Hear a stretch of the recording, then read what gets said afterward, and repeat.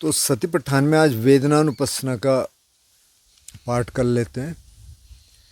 ये वेदनानुपස්සना बहुत महत्वपूर्ण है, शायद इसीलिए बुद्ध ने इसको बीच में रखा पता नहीं, मैं सोच रहा हूँ, क्योंकि जब आप कायानुपස්සना करेंगे उसमें भी वेदनानुपස්සना है, वेदनानुपස්සना तो है ही वेदनानुपස්සना। चित्तानुपස්සना करेंगे वेदनानुपස්සना उसमें आएगी, धम्मानुपස්සना करेंगे तो वेदनानुपස්සना आएगी। तो ये बहुत महत्वपूर्ण है। और जो डिपेंडेंट ओरिजिनेशन बुद्ध ने बताया कि फस्स पच्चया वेदना, वेदना पच्चया तणा, मतलब कि जब कांटेक्ट होता है, जब स्पर्श होता है, आँख का स्पर्श रूप से, कान का स्पर्श शब्द से, नाक का स्पर्श गंध से इत्यादि, तो एक संवेदना होती है और उस संवेदना के आधार पे वेदना पच्चया तणा, एक तृष्णा उत्पन्न होती है। तो अगर हमने ये देख लिया कि अच्छा ये वेदना आई और ये तृष्णा उत्पन्न हो गई, एक क्रेविंग आ गई, तो वहाँ हम उसको रोक सकते हैं। ये कड़ी बहुत महत्वपूर्ण है। तो देखते हैं, मतलब बहुत छोटा है, कोई ज़्यादा बड़ा नहीं है। तो कथंचपन भिक्खवे भिक्खु वेदनासु वेदनानुपस्सी विहरति, इद भिक्खवे भिक्खु सुखम व वेदनं वेदयमानो सुखं वेदनं वेदयामीति पजानाति, दुःखं वा वेदयमानो दुःखं वेदनं वेदयामीति पजानाति, अदुःखम असुखं वा वेदनं वेदयमानो अदुःखम असुखं वेदनं वेदयामीति पजानाति। तो पहले तो तीन तरह की संवेदना है जिसका हम जिक्र कर चुके हैं कई बार। एक तो सुखद संवेदना है, प्लेजेंट सेंसेशन है। तो जबकि प्लेजेंट सेंसेशन है तो उसको जानता है, जानती है। जब दुखद है, जब अनप्लेजेंट है, जिसमें कष्ट हो रहा है किसी तरह का, तो उसको भी जानता है। और एक अदुखम असुखम, कि जिसमें न दुख है न सुख है, जो न्यूट्रल है। अब इसको भी थोड़ा सा समझ लेते हैं। न्यूट्रल सेंसेशन भी दो तरह की हैं। एक न्यूट्रल तो ये है कि जनरली हम कह रहे हैं अच्छा न तो इस समय सुख है न दुख है, एक न्यूट्रल तो ये है साधारण तौर पे। लेकिन एक न्यूट्रल सेंसेशन उसको कह सकते हैं अदुखम असुखम, जिसको बुद्ध कहते हैं पसद्धि, जो कि झाना का एक फैक्टर है। मतलब उन फैक्टर्स में उन्होंने कहा नहीं, लेकिन जैसे पीति पसद्धि जो इनलाइटनमेंट फैक्टर हैं, जो बोधंग हैं या बोधि के अंग हैं, उनमें से एक पसद्धि है कि जिसमें न तो ये तरंगे हैं बहुत ज़्यादा सुख की, न दुख है, तो प्रसरब्धि है, शांति है। तो वो भी न्यूट्रल है, उसमें भी न तो सुख है न दुख है। तो वो कह सकते हैं कि वो स्पिरिचुअल न्यूट्रल सेंसेशन है। और जो नॉर्मल जो हम रोज़ फील करते हैं वो सांसारिक न्यूट्रल सेंसेशन है। तो ये आप देख लें, इतना है। और फिर कहते हैं कि सामिसंग वा सुखं वेदनं वेदयमानो सामिसंग सुखं वेदनं वेदयामीति पजानाति, निरामिसंग वा सुखं वेदनं वेदयमानो निरामिसंग सुखं वेदनं वेदयामीति पजानाति, सामिसं वा दुःखं वेदयमानो सामिसंग दुःखं वेदनं वेदयमानीति पजानाति, और निरामिसंग वा दुःखं वेदनं वेदयमानो निरामिसंग दुःखं वेदनं वेदयामीति पजानाति। और फिर सामिसम और दुःखमा सुखम, सामिस और निरामिस। तो सामिस हो गया कि एक तरह का सांसारिक कह सकते हैं या सेंसुअल, जो सेंसिस से आया। एक तो वो हो गया कि हमने आँख से कुछ देखा, एक संवेदना प्रकट हुई, कान से कुछ सुना, एक संवेदना प्रकट हुई, काम वासना जागी तो उस तरह की संवेदना प्रकट हुई, क्रोध जागा तो उस तरह की संवेदना प्रकट हुई। एक तो हो गया। तो इस तरह की अगर सुखद है तो उसको जानता है, उसको बोला सामिस। और अगर इस तरह की दुखद है तो उसको जाना, और इस तरह की न्यूट्रल है तो उसको भी जाना। और दूसरा है निरामिस। अब निरामिस क्या है? तो निरामिस को कह सकते हैं स्पिरिचुअल, इसको कहते हैं सेंसुअल, जो सांसारिक या इंद्रियों के कारण जो आए, और स्पिरिचुअल जो इन इंद्रियों के कारण नहीं आए बल्कि ध्यान के कारण आए। जब आप ध्यान में जाना शुरू कर, थोड़ी बहुत समाधि लगनी शुरू हो जाती है, या वैसे भी आपका माइंड थोड़ा सा शांत होना शुरू हो जाता है, बैठे हैं शांति आने शुरू हो गई, तो अगर तो सुखद संवेदना आ रही है तो उसको कहेंगे निरामिस। और कभी कई बार दुखद भी आती है, आप बैठे हैं थोड़ा पैर दर्द करने लग गया, कोई बात नहीं, वो उसको भी निरामिस बोलेंगे। और जो एक पसद्दी है कि जिसमें न तो सुखद है न दुखद है और है निरामिस, मतलब कि आपके अंदर से आ रही है ध्यान करने के बाद, तो वो निरामिस है। और फिर से ओपेरा वैसी है, जत्तंग व वेदनासु वेदनानुपस्सी विहरति बहिद्धा व वेदनासु वेदनानुपस्सी विहरति, तो इसमें तो ये होना ही होना है। अच्छा, दूसरा क्या है? जो इसकी पहली लाइन है कि भिक्खु वेदनासु वेदनानुपस्सी विहरति, वेदना में वेदना को देखता है। तो जब वेदना में आप वेदना को देखना शुरू कर देंगे, सेंसेशन में सेंसेशन, मतलब ये सेंसेशन है, ये मेरी नहीं है। जब आप इम्पर्सनल हो जाएंगे, थोड़ा दूर से देखना शुरू कर देंगे, दूर से मतलब उसको आइडेंटिफाई नहीं कर रहे हैं, कह रहे घुटना तो टूटना शुरू हो गया है तो उठें क्या, नहीं उठें, थोड़ी देर आप देख लो क्या हो क्या रहा है, ठीक है। तो वहाँ से आप इसको वेदना में वेदना को देख रहे हैं। जैसे मैंने किसी का एग्जांपल दिया था, कोई कह रहा था कि मेरे से बैठा नहीं जा रहा, बेचैनी हो रही, तो मैंने कहा थोड़ा लेट के कर लो। तो लेट के कैसे करें, मतलब पाँव मोड़ सकते हैं? मैंने कहा मोड़ सकते हैं, पर सीधे लेट जाओ क्यों शवासन में? नहीं नहीं नहीं, तो मन तो कहता है ना कि तुरंत चेंज कर लो। तो सारा जो मार्ग है वो स्वभाव को बदलने का है। मन तो कहता रहेगा, मन तो कुछ भी कह लेगा। तो उतनी देर के लिए आप मन को कहो कि तू किनारे हट जा भाई, मेरे को काम करने दे। तो प्रज्ञा को आप आगे ले आओ, फोर फ्रंट में, मन को पीछे ले जाओ। बात एक ही हो, दोनों वहीं से ऑपरेट होते हैं। लेकिन अगर आपने प्रज्ञा डेवलप करनी शुरू कर दी कि नहीं 5 मिनट मेरे को ऐसे बैठना है या ऐसे लेटना है, मन की बात नहीं सुनेंगे, तो वहाँ से थोड़ी सी ट्रेनिंग शुरू हो जाएगी। तो यहाँ वेदनासु वेदनानुपस्सी विहरति, मतलब वेदना है तो सिर्फ वेदना है, बस आइडेंटिफिकेशन ख़त्म हो गया। या अगर आइडेंटिफिकेशन आ रहा है तो आइडेंटिफिकेशन के थ्रू देख रहे हैं, जजमेंट के थ्रू देख रहे हैं कि अच्छा जजमेंट तो आ रहा है। और कभी ऐसे क्षण आ सकते हैं कि आप जजमेंट के पार चले गए, आपने देखा ठीक है वेदना है, देखते हैं क्या हो रहा है। और जो आखिरी पैरा है, मैंने कहा कि वो सब में वही है कि अंदर से देखता है तो वेदनाओं को अंदर से भी महसूस कर सकते हैं, कभी कभार हो जाती हैं। बाहर से देखता है, बाहर से भी होती है, ज़्यादातर बाहर से ही होती हैं। अंदर बाहर से दोनों से देखता है। उदय को देखता है, मतलब कि जब सेंसेशन पैदा हो रही है। व्यय को देखता है, जब ख़त्म हो रही है। उदय व्यय को देखता है, मतलब जब एकदम सूक्ष्म संवेदनाएं आनी शुरू होगी तो उसको उदय व्यय कहेंगे।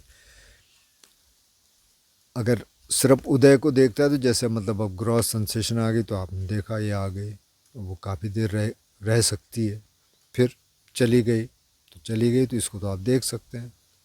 लेकिन जो बहुत सूक्ष्म संवेदनाएं आ रही हैं तो तुरंत आई गई उदय व्यय, वो भी देखता है। और फिर वही है कि अथ वेदनाति, अब यहाँ काया की जगह वेदना आ गया, वहाँ था अथ कायोति, कि काया है, यहाँ क्या वेदना है। अब क्योंकि वेदनानुपस्सन कर रहा है तो यहाँ कह रहे हैं कि अथ वेदनाति वा पनस्सति पच्चुपठिता होती, इसीलिए शुरू में कहा ना कि वेदनासु वेदनानुपस्सी विहरति, वेदनाओं में वेदना को देखता है। तो यहाँ कह रहे हैं कि वेदना में ये वेदना है, बस। अब सुखद वेदना है तो उसमें भी कहता है कि बस वेदना है, ठीक है, अच्छा लग रहा है, ठीक है, कोई दिक्कत नहीं है। दुखद वेदना आ गई, अच्छा ये भी वेदना है, ये भी संवेदना है। आप थोड़ा देख लीजिए, तो बहुत दर्द अगर आ रहा है, जैसे कोई कह रहा था बहुत बेचैनी होती है, देखो बेचैनी को, बेचैनी मतलब एक सेंसेशन लेके आएगी ना। देखो कोई कह रहा था बहुत क्रोध आता है, देखो क्रोध को, पर लेकिन देखने की प्रैक्टिस कहाँ होगी, सीधे तो आप नहीं देख पाएंगे। कहाँ देखेंगे, जब बैठना शुरू करेंगे। अब कोई कह रहा मैं नहीं, इतनी बेचैनी हो रही, मैं तो बैठना ही छोड़ रहा हूँ, आपकी इच्छा है छोड़ छोड़ छोड़ दो, लेकिन ट्रेनिंग यहाँ से होगी। तो ये जो वेदना अनुपस्सना है, मतलब जैसे मैंने कहा कि गोयनका जी का जो सिस्टम है उसमें तो ये बहुत महत्वपूर्ण है। जो महर्षि का जो मेथड है उसमें वेदना इतना महत्वपूर्ण नहीं है, उसमें तो वो ज़्यादातर नोट बनाते हैं, एक नोटिंग मेथड, जो भी कुछ होता है उसका एक नोट बनाते हैं। उनका मुख्य रूप से नोटिंग है, यानी कि वेदना वो भी देखते हैं, वेदना सभी देखेंगे जो भी ट्रेडिशन होगा, लेकिन जो गोयनका जी वाला है इसमें वेदना सबसे महत्वपूर्ण है। और उसका कारण यही है कि ये सारी अनुपस्सनाएं में वेदना है।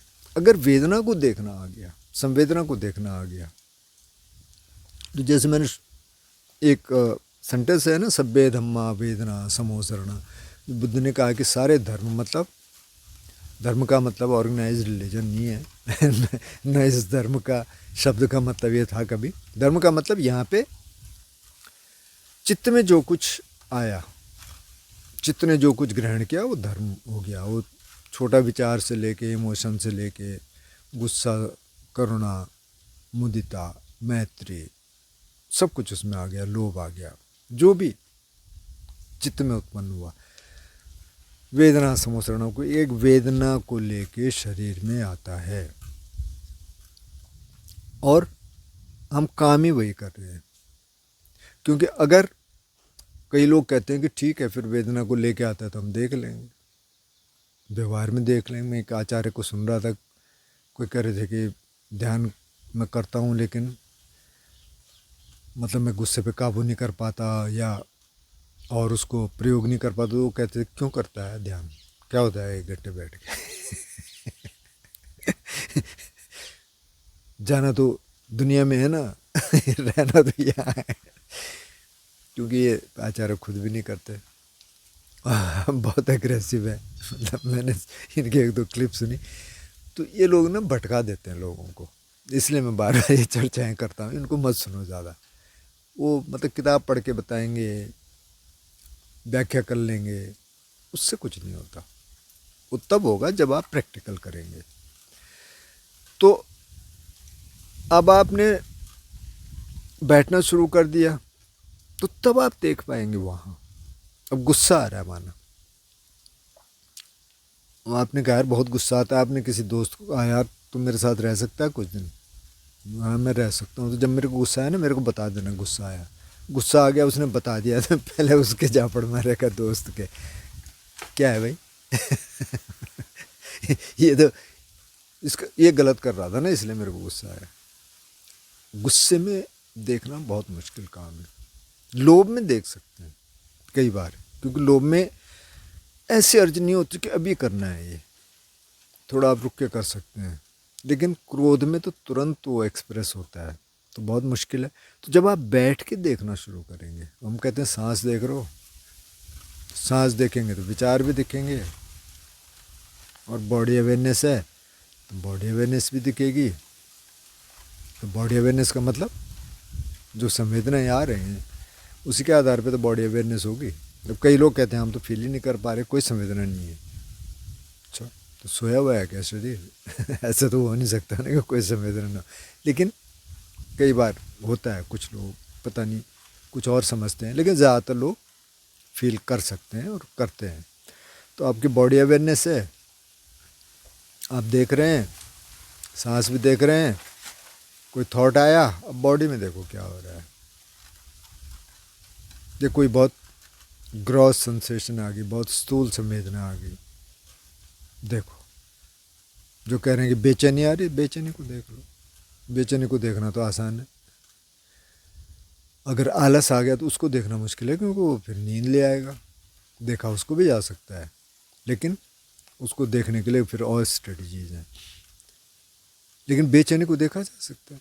आप बिना हिले डुले देखते रहो क्या हो रहा है, कहाँ आ रही बेचैनी, शरीर में आ रही है, तो इसमें थॉट क्या है?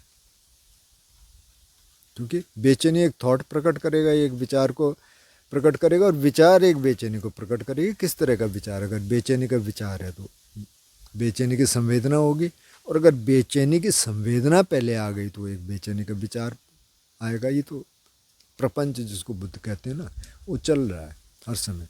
जो मन में आएगा उससे एक वेदना शरीर में हो रही।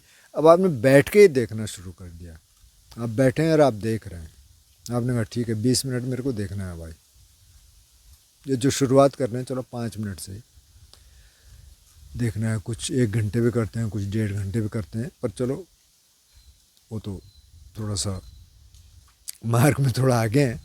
लेकिन जो 5-10 मिनट कर रहे हैं ठीक है, 10 मिनट बैठना है ठीक है जी, 10 मिनट बैठेंगे, जो कुछ हो जाए। 10 मिनट में कुछ नहीं होता, ना आपका कोई पाँव टूटेगा, ना कोई हाथ टूटेंगे, ना कोई कमर टूटेगी, कुछ नहीं होता, अगर कि कोई बीमारी नहीं है तो। अगर पहले से कुछ है, स्लिप डिस्क है, कुछ और है, तो आप दूसरे तरीके से करिए, पर जनरली मोर देन 90% लोग ठीक ही होते हैं। तो आप बैठ जाइए, देखिए क्या हो रहा है, दर्द आ रहा है, देखिए दर्द में है क्या, उस दर्द के सेंटर में जाने की कोशिश करिए, कहाँ है इसका सेंटर, देखते हैं है क्या ये। और कई बार ये कंटेम्पलेट करिए, है क्या ये, क्या है संवेदना, कहाँ हो रही है, क्यों हो रही है, क्या है क्या। तो वहाँ आप सीधे वेदना पे आ गए, आपने आइडेंटिफाई करना बंद कर दिया कि मेरी वेदना है या ये रोग हो रहा है, अरे साइटिका है इसमें तो ये दर्द हो रहा है, ठीक है हो रहा है, देख लो। 10 मिनट में क्या हो जाएगा, कुछ भी नहीं होगा। 20 मिनट में, 30 मिनट में, 1 घंटे में। गोयनका जी का जो 10 दिन का कोर्स है, तो उसमें चौथे 5वें दिन से 3 सिटिंग ऐसी होती हैं 1-1 घंटे की, तो उसमें इंस्ट्रक्शन होती है कि आप हाथ नहीं खोलेंगे, पैर नहीं खोलेंगे, आँख नहीं खोलेंगे, बैठे हैं आप।